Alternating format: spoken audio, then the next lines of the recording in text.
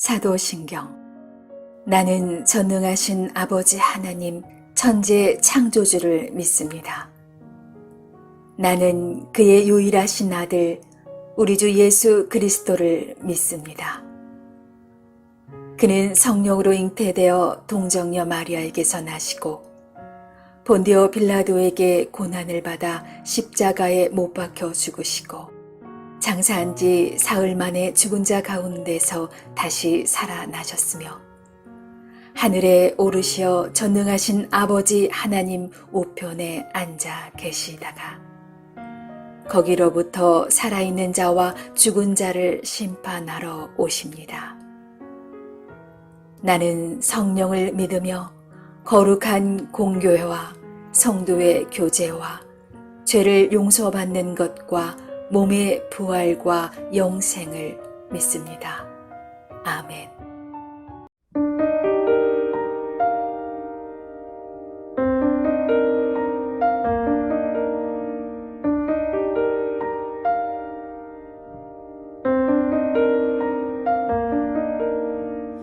화려하지 않아도 정결하게 사는 삶, 가진 것이 적어도 감사하며 사는 삶, 내게 주신 작은 힘 나눠주며 사는 삶, 이것이 나의 삶의 행복이라오.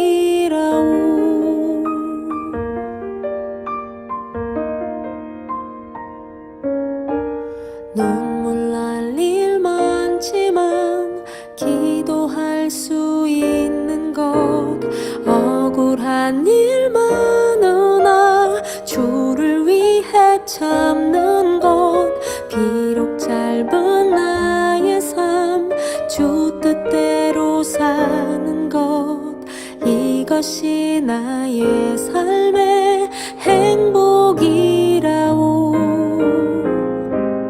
이것이 행복이라오. 세상은 알 수 없는 하나님 선물, 이것이 행복이라오.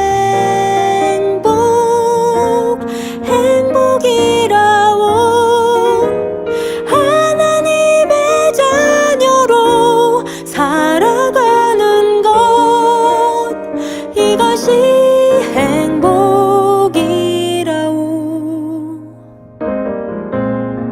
눈물 날 일 많지만 기도할 수 있는 것, 억울한 일 많으나 주를 위해 참는 것, 비록 짧은 나의 삶 주 뜻대로 사는 것, 이것이 나의 삶의 행복이라오. 이것이 행복이라오. 세상은 알 수 없는 하나님 선물, 이것이 행복이라오.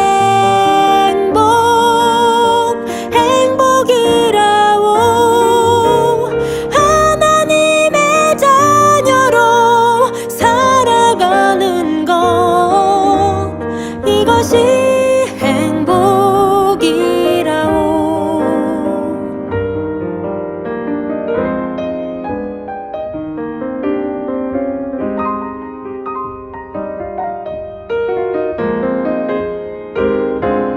이것이 행복이라오. 하나님의 자녀로 살아가는 것, 이것이 행복이라오.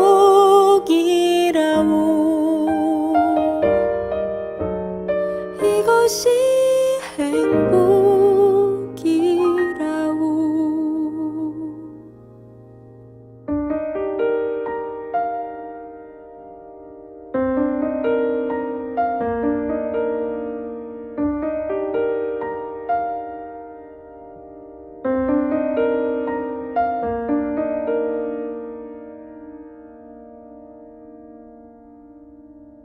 일곱째 달 15째 날에는 너희가 성회로 모일 것이요 아무 일도 하지 말 것이며 이래 동안 여호와 앞에 절기를 지킬 것이라.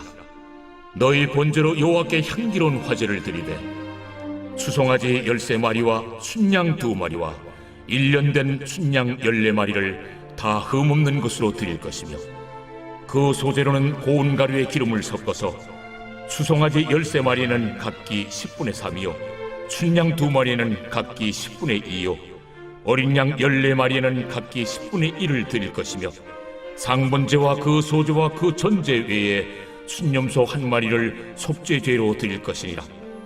둘째 날에는 수송아지 12마리와 순양 2마리와 1년 되고 흠없는 순양 14마리를 드릴 것이며 그 소제와 전제는 수송아지와 순양과 어린 양의 수요를 따라서 규례대로 할 것이며 상번제와 그 소제와 그 전제 외에 순념소 1마리를 속죄제로 드릴 것이니라.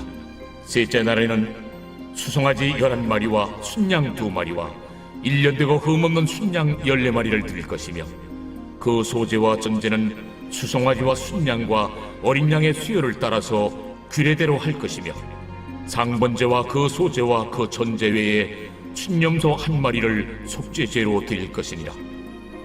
넷째 날에는 수송아지 10마리와 순양 2마리와 1년 되고 흠없는 순양 14마리를 드릴 것이며 그 소제와 전제는 수송아지와 순양과 어린 양의 수요를 따라 규례대로 할 것이며 상번제와 그 소제와 그 전제 외에 순념소 1마리를 속죄제로 드릴 것이니라. 다섯째 날에는 수송아지 9마리와 순양 2마리와 1년 되고 흠없는 순양 14마리를 드릴 것이며 그 소지와 전제는 수송아지와 순양과 어린 양의 수요를 따라서 규례대로 할 것이며 상번제와 그 소제와 그 전제 외에 순념소 1마리를 속죄제로 드릴 것이니라.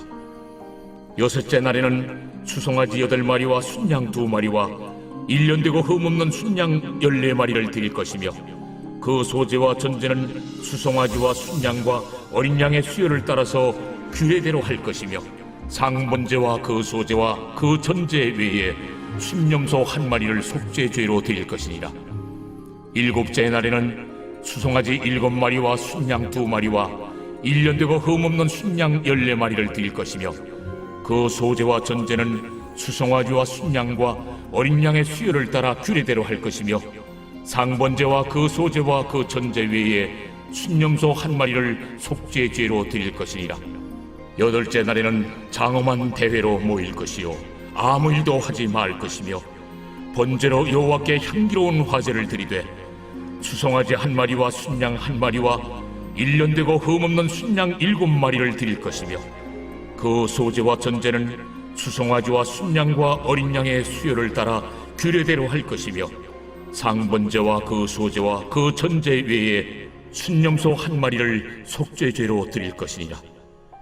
너희가 이 절기를 당하거든 여호와께 이같이 드릴지니 이는 너희의 소원제나 낙헌제로 드리는 번제, 소제, 전제, 화목제 외에 드릴 것이니라.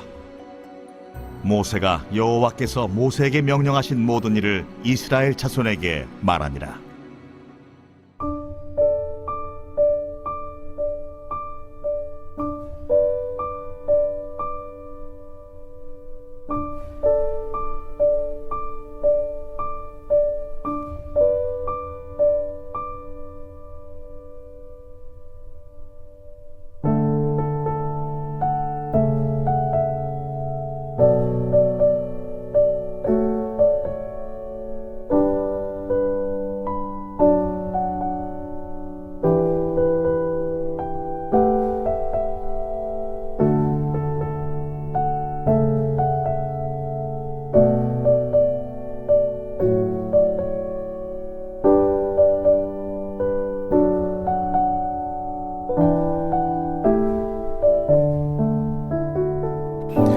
샬롬, 오늘도 복된 하루 하나님의 은혜와 평강이 우리의 삶에 넘칠 수 있기를 원합니다. 르네상스 시대의 천재 미술가라고 알려진 이 레오나르도 다빈치가 그의 나이 43세가 되었을 때 밀라노의 루도빈코 공작이라고 하는 그 권력가로부터 예수님과 12 제자들이 함께 식사를 하는 그 최후의 만찬 장면을 그려달라는 부탁을 받게 됩니다. 그러면서 그에게 할당된 기간은 3년이었는데 이 최후의 만찬 장면을 그리면서 아주 세밀한 부분까지도 정말 잘 표현하기 위해서 정말 정성을 다해서 작업을 하느라 3년을 꽉 채우면서 그가 열정을 쏟았다고 합니다. 먼저 12 제자를 두 그룹으로 나누어서 우리가 그 그림을 떠올려 보면 예수님을 중심으로 양쪽에 배치시켰습니다. 그리고 예수님께서는 양팔을 쭉 뻗은 모습으로 이제 오른손에는 포도주 잔을 들고 있었다고 합니다. 그런데 얼마나 정성을 들여서 세밀하게 그런 것들을 표현하고 그렸는지 이 포도주 잔 하나마저도 너무 아름답고 또 정교해서 마치 실제 포도주 잔과 구별이 되지 않을 정도로 그렇게 정성을 들였다고 합니다. 그 일생의 역작이 완성된 뒤에 이 레오나르도 다빈치는 그 완성된 그림을 먼저 자신의 가장 친한 친구에게 보여주면서 그 완성된 그림이 어떤지 의견을 물었습니다. 이 친구는 찬성을 자아내면서 훌륭한 그림을 칭찬했습니다. 그런데 그 친구가 특히나 가장 탐복했던 것은 예수님 손에 들린 바로 그 포도주 잔이었습니다. 저 포도주 잔은 어쩌면 저리도 진짜와 똑같은가? 내 눈이 떨어지지를 않는 건 참 대단하네 라고 칭찬했다는 것입니다. 이 말을 들은 레오나르도 다빈치는 그림 속의 잔을 향해 들고 있던 붓을 던졌습니다. 그 이유는 주인공은 그리스도이신데 어찌 포도주 잔이 더 관심을 끈단 말인가 라고 한탄을 했다고 합니다. 여러분, 이와 같이 우리가 어디에 있든 어떤 처지에 처해 있든 무엇을 하든 간에 우리 삶의 중심은 오늘 이 에피소드와 같이 항상 하나님께 향해 있어야 하는 것입니다. 우리가 어제의 앞선 본문에서 하나님께서는 가나안 정복의 모든 준비를 마친 이스라엘 백성에게 가장 먼저 예배의 삶을 가르쳐 주시고 그것이 삶의 중심이 되도록 하셨습니다.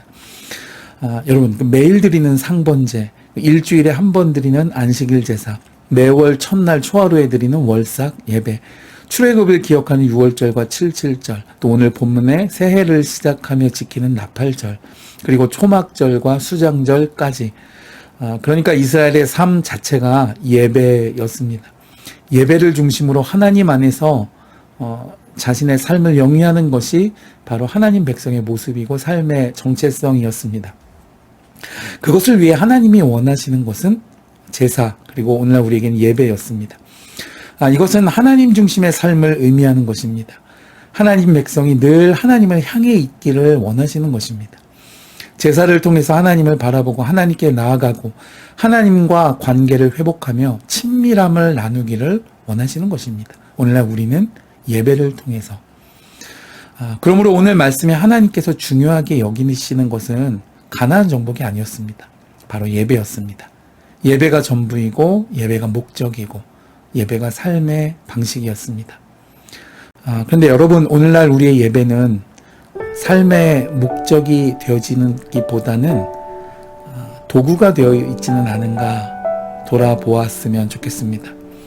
오늘날 크리스찬에게 예배는 삶의 방식이 아니라 복을 받는 수단으로 전락한 것이 아닌지 한번 점검해 봤으면 좋겠습니다.